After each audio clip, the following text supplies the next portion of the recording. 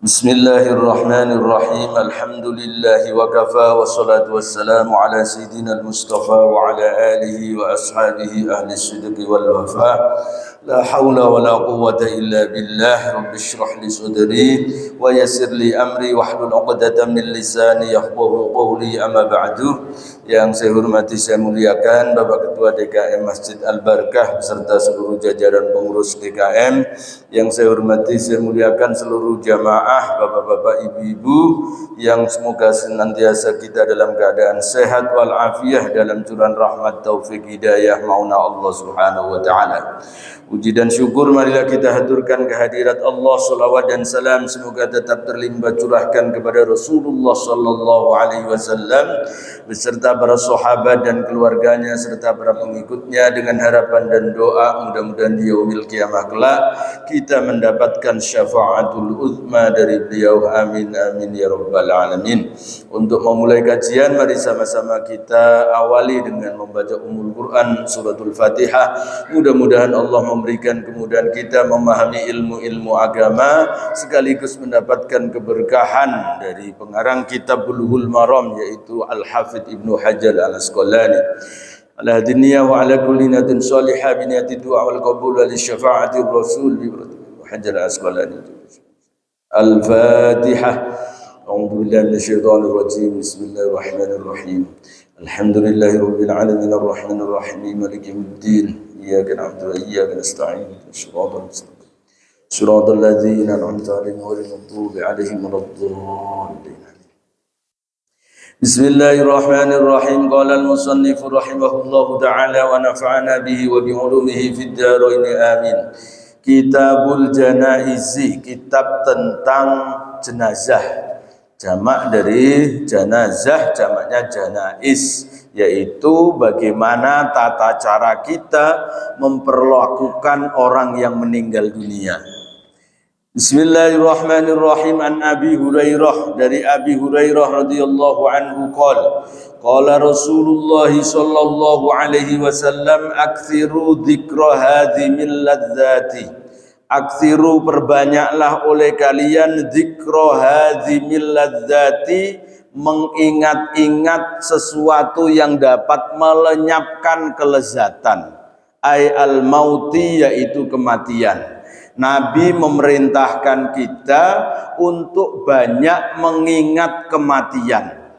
Kenapa? Karena orang kalau banyak mengingat kematian, kalau dia orang kaya maka kekayaannya itu akan dianggap sedikit. Tapi kalau dia orang miskin maka kemiskinannya itu dianggap juga hanya sedikit. Kenapa kok sedikit? Karena tidak ada gunanya harta bagi orang kaya sesungguhnya, karena harta yang ada itu adalah harta yang sudah digunakan, yang sudah diinfakkan, yang sudah disedekahkan, itulah sesungguhnya hartanya dia. Kalau orang kaya maka disuruh untuk mengingat kematian, karena dengan mengingat kematian itu muncul zuhud dalam dirinya. Apa zuhud itu? Tidak mementingkan dunia. Artinya apa? Karena bagi orang yang kaya itu dunia ini tidak ada apa-apanya. Sangat sedikit yang kita punya itu. Karena apa? Karena kekayaan yang sesungguhnya itu bukan yang ada di tangan kita, tetapi justru yang sudah kita keluarkan, kita sumbangkan, kita pergunakan untuk membantu orang lain. Itu sesungguhnya kekayaan kita. Kalau yang masih kita pakai, yang masih ada pada diri kita, itu bukan kekayaan. Itu sebabnya nanti ketika mati tidak dibawa itu semua.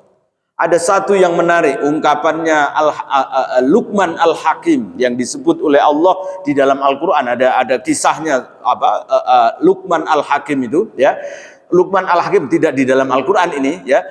Luqman disebut oleh Nabi Muhammad SAW. Ada kata-kata Luqman itu, manusia itu mempunyai 3 bagian. Yang pertama bagian yang namanya roh, yang kedua amal, yang ketiga jasad. Roh itu nanti kembali kepada Allah, kalau amalnya kembali kepada dirinya, dan jasadnya kembali ke tanah menjadi santapan cacing dan ulat. Maka orang ketika mati, ketika meninggal dunia, yang kembali, yang masih ada adalah roh dan amalnya. Maka roh dan amal ini berlaku terus menerus, ya. Berlakunya tidak ada fana, tidak rusak. Roh itu sekali ada sampai nanti nggak pernah habis, nggak pernah berhabis. Orang meninggal dunia hanya jasadnya, rohnya tetap hidup. Rohnya kembali kepada Allah Subhanahu wa taala. Maka orang itu ya dianjurkan oleh Nabi Muhammad sallallahu alaihi wasallam agar memperbanyak ingat tentang kematian. Ya. Nah, karena apa? Karena segala pemutus segala kenikmatan itu adalah kematian. Kematian itu sesuatu yang pasti.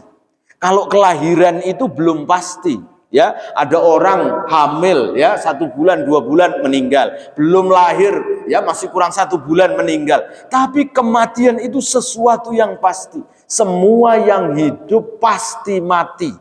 Ya, semua yang hidup pasti mati. Nah, ini sebabnya maka kita diajarkan dan dianjurkan untuk banyak mengingat-ingat kematian. Ya.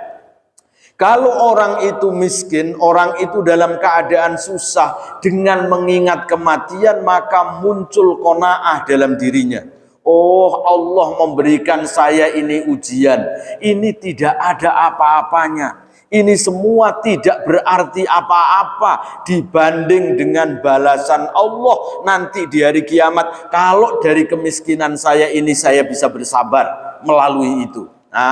Maka orang ingat kematian itu mendapatkan keutamaan. Ya, Imam Al-Laffaf ya itu menyebutkan man aktsara dzikral mauti akrama bi thalathati asya'a. Orang yang sering mengingat-ingat kematian itu maka dia mendapatkan kemuliaan 3. Yang pertama ta'jilut taubah. Orang itu akan segera melakukan taubat. Karena apa? Karena ada kematian. Karena kita tidak tahu kapan kematian itu datang. Karena kematian itu datang tidak nunggu sakit. Ada orang yang nggak sakit tiba-tiba meninggal dunia. Tidak menunggu tua, banyak orang yang muda bahkan bayi banyak yang meninggal. Tidak menunggu sempatnya orang, tidak. Karena apa? Karena kematian itu datangnya selalu tiba-tiba. Tidak ada orang yang kemudian bisa bersiap-siap tentang datangnya kematian. Ya, yang kedua, orang kalau banyak zikir kematian, banyak mengingat mati, maka ada kemuliaan wa qanaatul qalbi. Dia mempunyai sifat qanaah.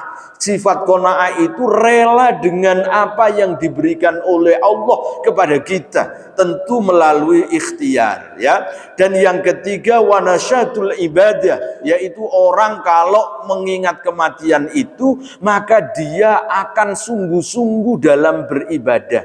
Kita ini kadang-kadang gak sungguh-sungguh sholat, gak sungguh-sungguh baca Quran, gak sungguh-sungguh zikir, gak sungguh-sungguh puasa, gak sungguh-sungguh ibadah, karena kita masih menganggap bahwa masih lama kita matinya. Coba kalau kita itu dikasih tahu besok hari Senin ya si fulan ini kamu meninggal dunia, maka pasti saat itu ya malam Seninnya dia akan getol sekali, ibadahnya akan sangat serius. Nah, kenapa? Karena orang kalau tahu bahwa kapan dia meninggal, pasti dia akan sangat serius ibadahnya. Nah, orang yang banyak mengingat kematian, maka orang itu akan senantiasa rajin dalam beribadah, sungguh-sungguh dalam beribadah. Wa man nasiyahu uqiba bi thalathati asya'a. Orang yang tidak mau mengingat kematian, yang lalai kepada kematian, maka dia mendapatkan 3 kehinaan. Yang pertama taswifut taubah. Orang itu akan menunda-nunda tobatnya. Masih ada besok, ya, nggak harus serius, nggak harus mengerjakan amal kebaikan, masih bisa besok, ya, besok masih ada waktu, lusa masih ada waktu, 1 minggu lagi masih ada, sebulan lagi, 1 tahun lagi dan seterusnya. Itu menunda-nunda taubat orang kalau tidak ingat mati. Yang kedua watarkur ridho bil kafaf. orang itu akan tidak punya sifat qanaah. Dia akan terus-menerus tamak menginginkan sesuatu agar dimiliki semuanya. Nah, itu orang kalau nggak ingat mati. Yang ketiga, wattakasul fil ibadah, orang itu akan malas dalam beribadah, tidak punya kesungguhan, tidak punya keseriusan kalau beribadah. Karena apa? Karena lupa akan kematian. Nah, Nabi menyuruh kita untuk memperbanyak kematian, mengingat kematian, karena itu justru orang yang kata Nabi sebagai al-aqyas. Aqyas itu orang yang cerdas, orang yang pinter. Itu bukan orang yang IQ-nya seperti Einstein, enggak, bukan orang yang jenius, itu orang yang cerdas, tidak. Kata Nabi, orang yang cerdas itu orang yang banyak mengingat kematian dan menyiapkan diri apa setelah kematian itu. Itulah orang yang paling cerdas. Nah, ini sebabnya maka kita dianjurkan oleh Rasulullah untuk banyak mengingat kematian ini, ya. Nah, berbicara tentang kematian, kita ini berbicara tentang sesuatu biasanya menakutkan apa menyenangkan? Menyenangkan apa menakutkan? Biasanya itu menakutkan. Orang itu dalam rangka agar tidak mati, ya, kalau sakit dia mau berobat. Ya kan? Oh, sampai hartanya habis sekalipun nggak apa-apa. Yang penting dia nggak meninggal. Ya, dia rela menghabiskan uang sebanyak apapun asal dia masih bisa hidup, nggak bisa mati. Orang begitu. Orang itu punya kecenderungan, ya, untuk agar dia tidak mati, maka berusaha sekuat tenaga untuk menyambung kehidupan itu. Dan ini wajar. Jangankan kita, jangankan orang Cirende, Nabi Adam saja, Nabi Adam alaihissalam itu juga menginginkan nggak mati, menginginkan hidup terus. Maka ketika digoda oleh iblis, hal adulluka ala syajaratil khuldi wa mulkin la yablad. Apakah kamu mau aku tunjukkan pohon yang kalau kamu makan, kamu tidak akan bisa mati. Kamu akan tetap hidup selama-lamanya, mendapatkan kenikmatan surga selama-lamanya. Itu pinternya iblis. Jadi iblis menggoda Nabi Adam, kamu tahu nggak, Adam? Kamu tidak boleh mendekati syajaratil khuldi, buah khuldi itu, karena Allah tidak ingin kamu tinggal di surga terus-menerus. Allah nggak menginginkan itu. Kalau kamu mau tinggal di surga terus, kamu nggak meninggal dunia, nggak mati, maka makanlah buah khuldi. Wah, akhirnya Nabi Adam makan buah khuldi itu. Nah, ini Nabi Adam saja menginginkan hidup terus-menerus. Nah, maka kalau kita ingin hidup terus, ya memang wajar. Cuman pertanyaannya, kita mau hidup berapa lama? Kalau Khairil Anwar itu kan puisinya, aku mau hidup 1000 tahun lagi. Kalau 1000 tahun mau ngapain? Iya, orang 1000 tahun itu apa enaknya hidup sampai 1000 tahun itu? Orang kita 100 tahun aja pergi kemana-mana udah susah. Makan apa-apa nggak boleh. Ya, lagi korban banyak kambing, nggak boleh makan kambing. Dan susah, ya, mau kencing saja susah, dan seterusnya. Orang itu, ya, apalagi kalau sampai 1000 tahun. Maka orang meninggal, orang mati itu adalah nikmat yang besar. Ya, itu sebabnya maka dalam Quran itu disebut kematian itu rojiun, orang yang kembali. Inna lillahi wa inna ilaihi rojiun. Kita ini milik Allah dan kita akan kembali kepada Allah. Yang namanya kembali itu pasti sesuatu yang menyenangkan. Gak ada yang susah. Orang mudik lebaran itu kembali ke kampung halaman, meskipun gak punya duit, ngutang, gak punya mobil, ngerental, apalagi ya penuh sesak, gak apa-apa. Ya, itu orang kalau kepingin mudik kembali. Karena apa? Kembali ke kampung itu menyenangkan. Ya, maka kematian itu mestinya seperti itu. Ya, ada ulama menyebutkan kematian itu seperti orang yang ingin pergi ke luar negeri. Orang tidak tahu, ya, misalnya kita, ya, disuruh pergi ke Eropa misalnya, ya. pergi ke Eropa ditugaskan. Sementara kita nggak tahu tempat tugas di Eropa itu, nggak ngerti bagaimana bahasanya, nggak ngerti tempat tinggal di sana seperti apa dan seterusnya, pasti bingung. Pasti orang akan bingung. Tapi bagi orang yang ngerti, oh di Eropa dia sudah biasa, dia sudah tahu bagaimana kehidupan di sana, dia sudah mengerti bahasa Eropa itu misalnya, maka justru itu sesuatu yang menyenangkan. Apalagi tahu oh tempatnya indah dan seterusnya, maka kematian itu juga sama seperti itu. Orang yang nggak punya pengetahuan tentang kematian, maka dia takut mati.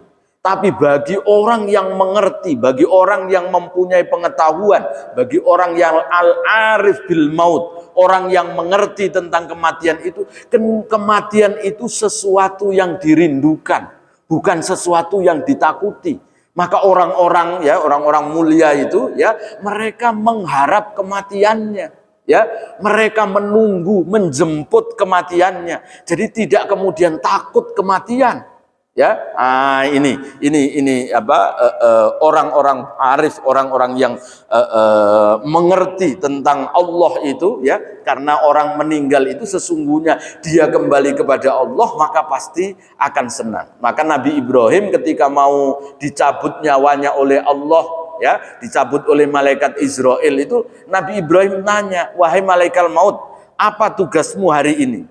Tugasku hari ini mencabut nyawamu wahai Al-Khalil. Nabi Ibrahim itu kekasih Allah, Al-Khalil, Khalilullah. Nabi Ibrahim menyatakan, wahai malaikat, mana mungkin Allah menyuruh engkau mencabut nyawaku sementara aku ini adalah kekasih Allah. Gak mungkin Allah menyuruhmu untuk menyabut nyawaku. Malaikat Israel yang tidak tahu bagaimana menjawab Nabi Ibrahim ini kembali kepada Allah dan melaporkan, ya Allah, Nabi Ibrahim bilang begini, bagaimana mungkin Allah itu kekasihku kok malah mau mencabut nyawaku? Gak mungkin. Maka Allah memberitahu malaikat Israel, katakan kepada Ibrahim, wahai Israel, bagaimana mungkin seorang kekasih itu dia tidak senang kalau berjumpa dengan kekasihnya. Aku ini kalau dianggap oleh Ibrahim sebagai kekasihnya, mestinya dia senang kalau mau bertemu dengan aku sebagai kekasihnya. Ketika itu malaikat Israel kemudian berkata kepada Nabi Ibrahim, Nabi Ibrahim langsung minta, wahai malaikat, sekarang saja cabut nyawaku. Padahal Nabi Ibrahim itu dikasih opsi oleh Allah, kalau Ibrahim masih belum siap untuk bertemu dengan aku, maka boleh. Nabi Ibrahim itu disuruh meletakkan tangannya ke binatang, ke onta, yang sebanyak onta itu bulunya tertutup oleh telapak tangannya Nabi Ibrahim, maka itu berarti penundaan 1 tahunnya. Wah, itu kalau tangan diletakkan di bulu onta, berapa banyak itu? Kira-kira ditunda segitu banyak bulu yang tertutup oleh tangannya Nabi Ibrahim. Nabi Ibrahim menjawab apa? Wahai malaikat Israel, aku tidak mau menunda lagi. Aku ingin segera berjumpa dengan kekasihku, yaitu Allah Subhanahu wa Ta'ala. Maka cabut sekarang juga, nggak usah ditunda. Kira-kira jamaah di sini ada yang siap begitu? Siapa yang mau siap? Baik, kita lanjutkan. Wa an Anas radhiyallahu anhu, dari Anas radhiyallahu anhu qala Rasulullah sallallahu alaihi wasallam, la yatamanna yanna ahadukumul mauta li dzurrin nazala bih. Jangan sekali-kali di antara kalian itu berharap kematian lidurrin nazalabihi, karena ada sesuatu yang tidak disenanginya, ada musibah yang terjadi padanya. Jangan berharap mati. Maksudnya apa? Ya Allah, kalau begini mending saya mati aja. Itu nggak boleh begitu itu. Ada orang sakit lama nggak sembuh-sembuh, ya Allah mati aja deh. Itu nggak boleh. Berharap akan kematian itu nggak boleh. Kalau itu sesuatu yang musibah yang terjadi padanya. Musibah dalam hal ini adalah musibah terkait dunia. Misalnya ada orang susah nyari makan, kemudian udahlah daripada hidup dikejar-kejar orang, utangnya banyak, kontrakan belum bayar, utang di warung banyak, ditagih-tagih orang melulu, mending mati aja. Itu nggak boleh begitu, itu nggak boleh. Ya, nggak boleh. Ya, karena apa? Karena berarti orang yang seperti itu berarti dia tidak ridho dengan apa yang ditetapkan oleh Allah. Ya, maka nggak boleh kemudian menginginkan kematian, nggak boleh. Fa in kana la budda mutamanniyan, kalau tidak bisa tidak, maksudnya harus mengharap kematian. Misalnya ada orang yang sudah nggak ada harapan sembuh, misalnya nggak ada harapan sembuh, udah menyusahkan orang, maka kalau nggak bisa, kalau pokoknya terpaksa nggak bisa lagi, kalau nggak menginginkan mati, falyakul, hendaklah orang itu berucap, Allahumma ahyini ma kanatil hayatu khairan li, ya Allah hidupkan aku kalau hidup itu baik bagiku, wa tawaffani ma kanat al wafatu khairan li, dan matikanlah aku kalau kematian itu lebih baik bagiku. Paling mentok begitu. Artinya apa? Tidak minta kematian, tetapi menyerahkan sesuatu itu kepada Allah. Itu namanya husnudzon kepada Allah, berbaik sangka kepada Allah. Ya Allah, kalau seandainya saya ini hidup itu lebih baik, maka hidupkan. Tapi kalau kematian saya lebih baik, maka segera matikan. Maksudnya itu, kalau orang ya dalam kondisi memang tidak bisa tidak, ya pokoknya ya sangat susah misalnya, maka baru boleh begitu. Tapi kalau ya Allah mending saya mati saja, cuman cukup gitu doang, itu nggak boleh. Ya, kenapa? Karena berarti dia tidak ridho, tidak qanaat, tidak rela dengan apa yang ditetapkan oleh Allah Subhanahu wa taala. Nah, itu jika musibah itu terkait dunia. Tapi kalau musibah agama atau menuntut sesuatu yang ada kaitan dengan agama, maka berharap kematian itu boleh. Mengharap kematian itu boleh. Ya, contohnya apa? Misalnya ada orang yang mau perang jihad fisabilillah. Nah, itu kan mengharap kematian. Maka itu mengharap kematian yang seperti itu dibolehkan. Ya, beberapa orang sahabat Nabi Muhammad itu ya, banyak di antara sahabat kecil yang menginginkan kematian. Ya, padahal usianya baru 12 tahun ya. Ada seorang sahabat ya, itu usia 12 tahun minta ikut perang ya dengan Nabi ketika perang Uhud. Maka Nabi membolehkan, karena dia memaksa, awalnya nggak dibolehkan, tapi dia memaksa, ya Rasul saya punya keahlian memanah. Nabi kemudian, coba kamu bisa manah seperti apa? Langsung dia praktekkan, ternyata bidikan panahnya tepat, dan bapaknya menginginkan, membolehkan dia ikut perang. Karena ketika ditanya oleh Nabi, kenapa kamu ikut perang? Ya Rasul, aku ingin mati syahid. Maka perangnya dia ingin mati syahid itu boleh. Minta kematian karena apa? Karena ingin mendapatkan kemuliaan sebagai orang yang mati syahid. Karena apa? Berarti itu bukan sesuatu urusan dunia, ya, bukan karena urusan dunia, bukan karena dikejar-kejar apa itu? Debt collector, ya, tidak dikejar oleh debt collector, ya, tapi menginginkan kematian yang mulia, yaitu mati syahid. Itu boleh, ya. Beberapa ulama, beberapa wali yang mastur, wali mastur itu seorang wali kekasih Allah yang dia ingin tidak dikenal oleh orang. Dia merahasiakan jati dirinya, ya. Ada salah satu kisah, ya. Mbah Hamid Pasuruan, Allahu yarham itu, ya, itu terkenal sebagai seorang wali. Ada orang Pekalongan itu sowan ke Pasuruan, datang ke Mbah Hamid, ya, Pasuruan. Itu kemudian saat pulang, Mbah Hamid itu pesan, ya, sampaikan salamku kepada si fulan, orang di Pekalongan, yang orang ini adalah orang gila yang tinggalnya di pasar. Ya, namanya ya misalnya Abdullah gitu ya. Sampaikan salamku kepada Mbak Abdullah, ya, orang gila yang tinggal di pasar Pekalongan.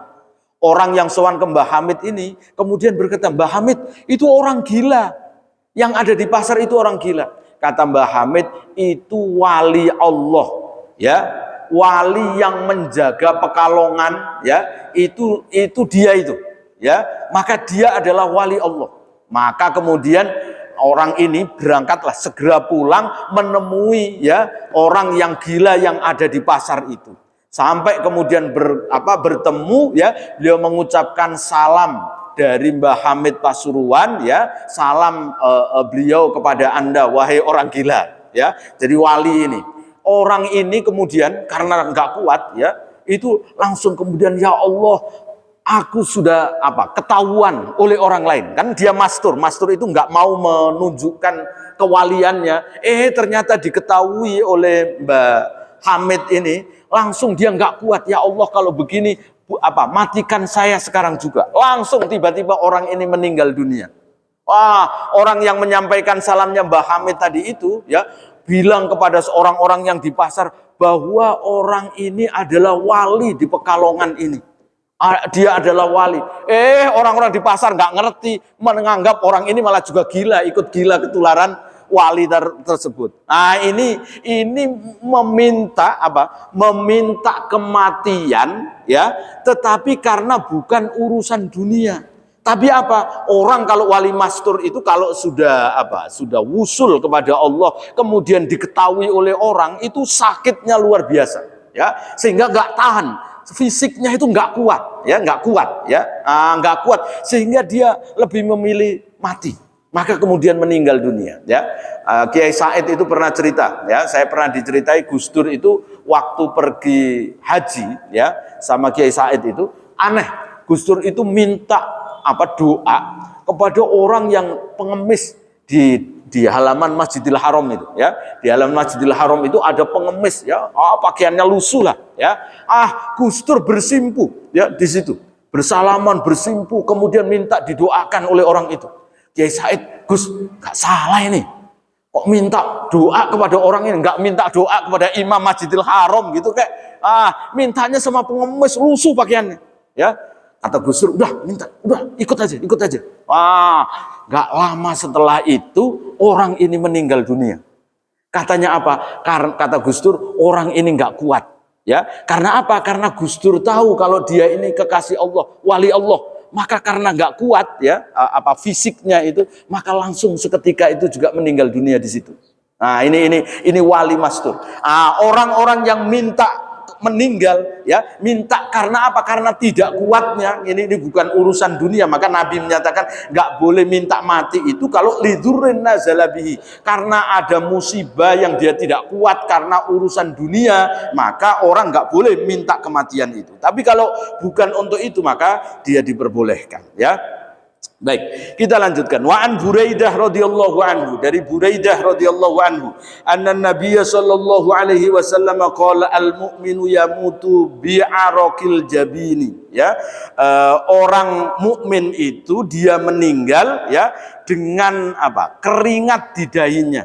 Jadi ada tanda orang mukmin itu kalau meninggal dunia itu dahinya ini berkeringat. Maksudnya apa? Maksudnya, jadi ini ada ulama menafsirkan yang dimaksud oleh Nabi, orang beriman itu kalau meninggal itu dahinya berkeringat. Yang pertama adalah bahwa ini kiasan, ini bukan makna sebenarnya, tetapi ini kiasan. Maksudnya adalah orang beriman itu kalau dia meninggal, maka seolah-olah dia ini keringatnya, dahinya berkeringat. Maksudnya orang beriman itu dalam ketaatannya selama dia masih hidup ya, dia akan berusaha untuk taat dan sebagainya, maka itu seolah-olah sesuatu yang sangat berat.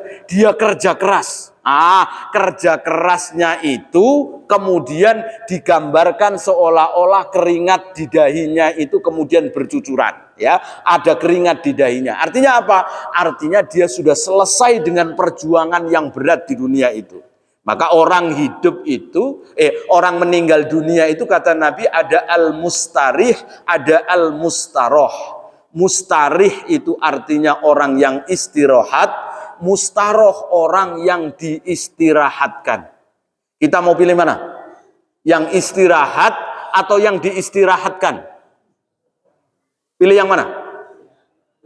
Yang istirahat, mustarih apa mustaroh? Mustarih kata Nabi itu adalah orang yang baik. Ya, orang baik itu orang yang meninggalnya itu istirahat. Ya apa? Istirahat dari apa? Min afatid dunia, ya, dari apa?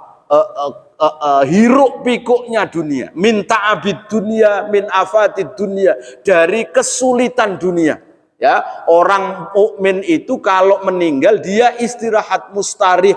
Mustarih itu istirahat artinya apa? Karena kita menjalani hidup ini kan dengan susah payah.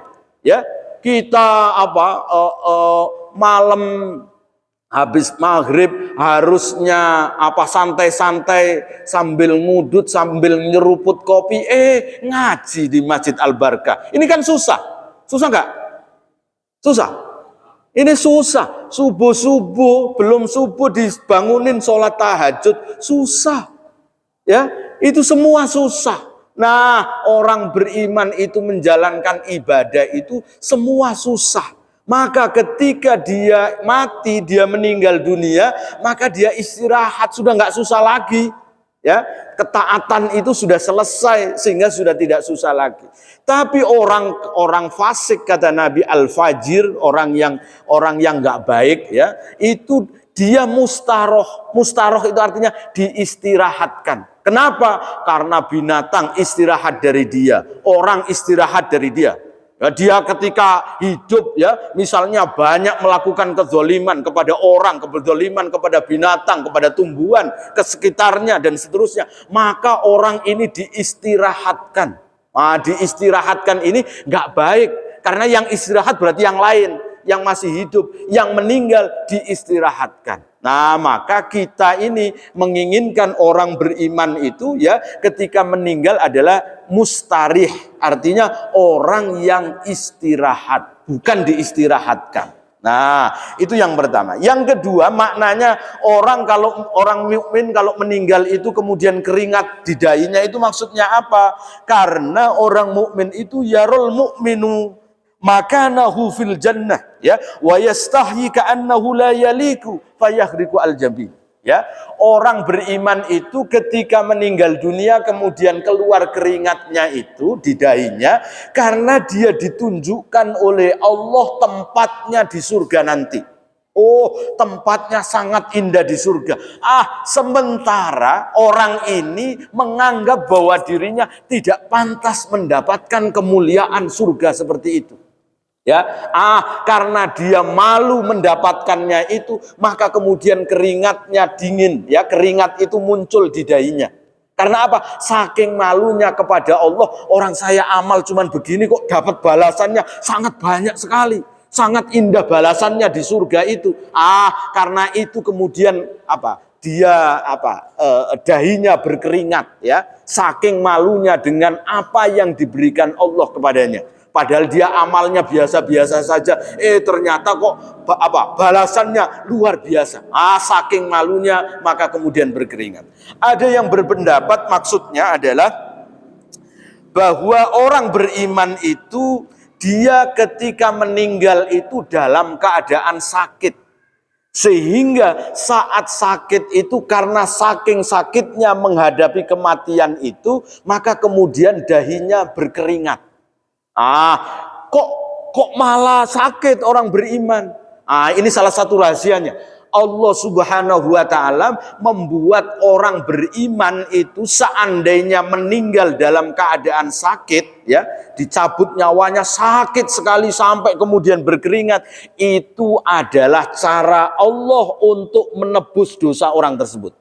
Jadi sakitnya kematian itu sebagai kafarat dosa orang tersebut. Jadi itulah kenapa kemudian ada orang yang sakit kemudian meninggal dunia. Sakitnya itu kalau dia ikhlas maka menjadi kafarat, penebus dosanya. Bahkan ketika kematiannya orang beriman kemudian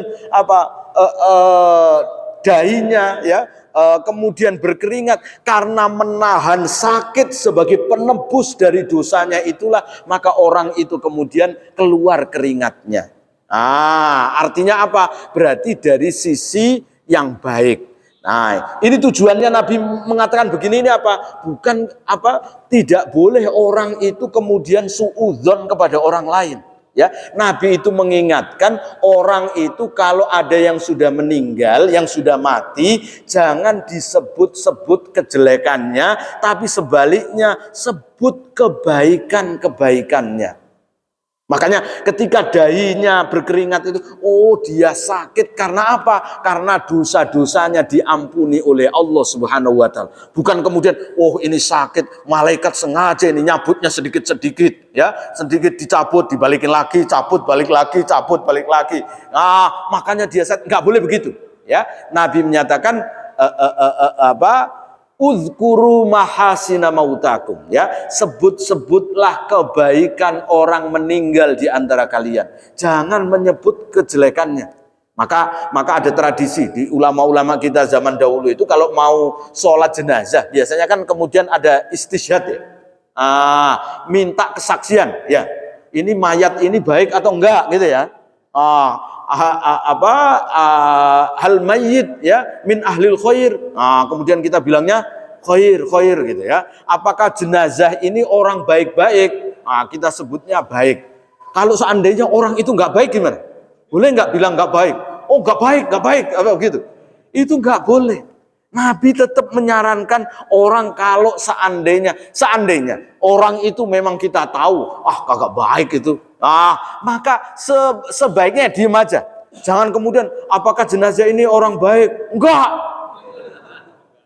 Jangan begitu ya. Kalau seandainya kita nggak mau bilang baik ya diemlah ya. Karena apa? Karena nanti itu semua doa ya. Malaikat ketika datang kepada orang yang meninggal ya, orang yang mati itu Nabi berpesan jangan katakan kecuali yang baik-baik ya. Karena apa? Fa innal malaikat yu'minuna ya. Karena malaikat itu mengaminkan ya apa yang kalian ucapkan. Maka ucapkanlah yang baik-baik ya. Nah, kalau seandainya orangnya nggak baik ya, maka kita mengatakan orang baik itu mudah-mudahan menjadi doa itu. Mudah-mudahan orang ini adalah orang baik. Jadi jangan kemudian nggak baik itu. Nah, jangan begitu. Boro-boro orang ke Masjid Al-Barkah cuman 2 kali doang setahun. Idul Fitri, Idul Adha.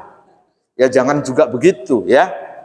Ini, jadi sekali lagi bahwa Nabi menginginkan agar kita ini husnudzon kepada orang lain. Ya, orang beriman itu kalau meninggal dunia maka dahinya ya itu berkeringat karena apa? Karena dosa-dosanya itu diampuni oleh Allah Subhanahu wa taala sehingga dia meninggal itu dalam keadaan sakit ya, menahan sakitnya itu kemudian dia bercucuran keringatnya. Wa an Abi Sa'id wa Abi Hurairah, dari Abi Sa'id dan Abi Hurairah radhiyallahu anhuma qala, mereka berdua berkata qala Rasulullah sallallahu alaihi wasallam, Rasulullah bersabda laqinu mautakum la ilaha illallah ya. Talkin itu ajari orang-orang mautakum, orang yang mau meninggal ya. Jadi ini ada 2 penafsiran. Lakinu mautakum itu ya, lakinu mautakum artinya apa? Mauta itu kalau secara bahasa artinya orang yang mati.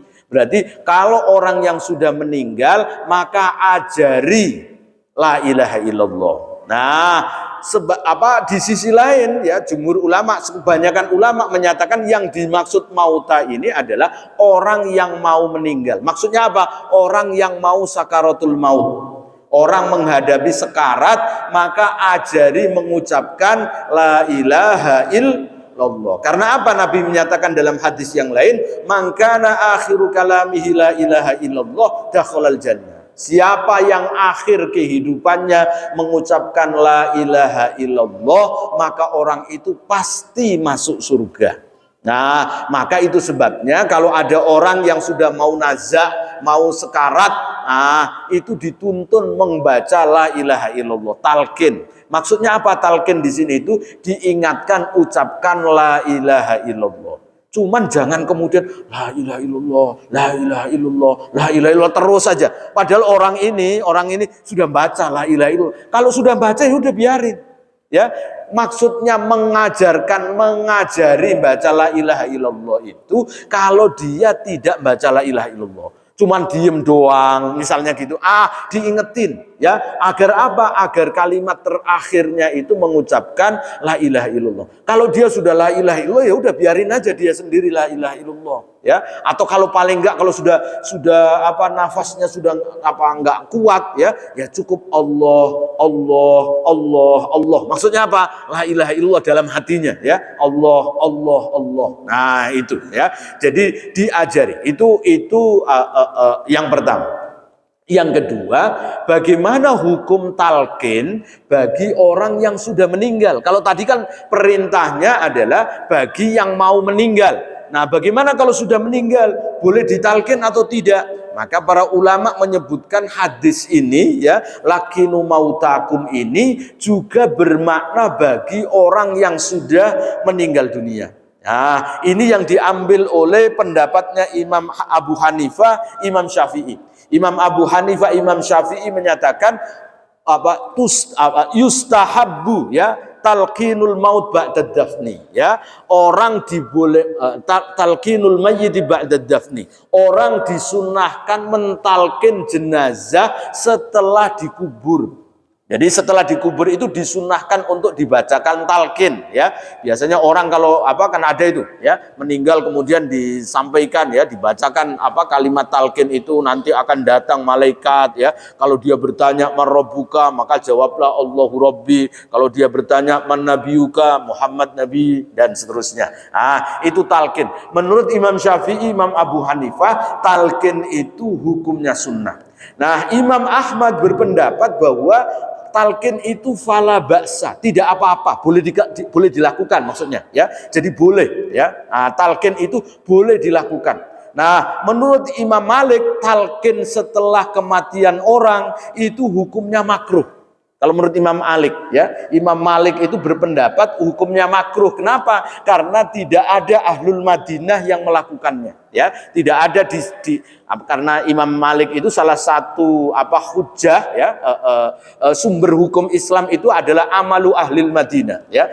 Orang penduduk Madinah tidak melakukan itu, maka tidak boleh dijadikan sebagai sumber hukum. Nah, orang Madinah nggak ada yang mentalkini mayit setelah dikuburkan, maka berarti tidak dipakai oleh Imam Malik. Nah, maka Imam Malik menghukumi makruh orang yang ditalkin setelah kematian, setelah dikubur.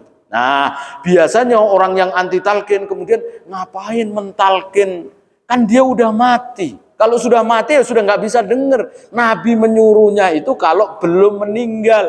Kalau sudah meninggal ya sudah nggak usah ditalkini. Orang dia udah nggak dengar. Nah, ini kelihatannya benar padahal sama sekali nggak benar. Ya, orang yang mati yang ada di kuburan itu mereka tetap mendengar suara kita. Itu sebabnya kalau ada orang lewat kuburan disunahkan untuk mengucapkan Assalamualaikum ya ahlad diyar, Assalamualaikum ya ahlal kubur. Kan begitu. Nah, kenapa? Karena mereka mendengar. Lah kalau nggak mendengar ngapain kita pakai salam? Ya. Nuwun sewu, gitu aja. Pamit itu apa?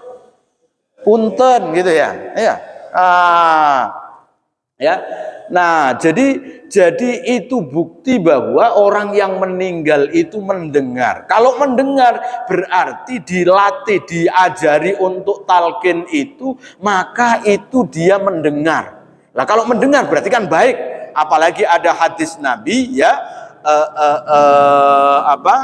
salulahu at-tasbit ya, fa innahul an yus'al ya.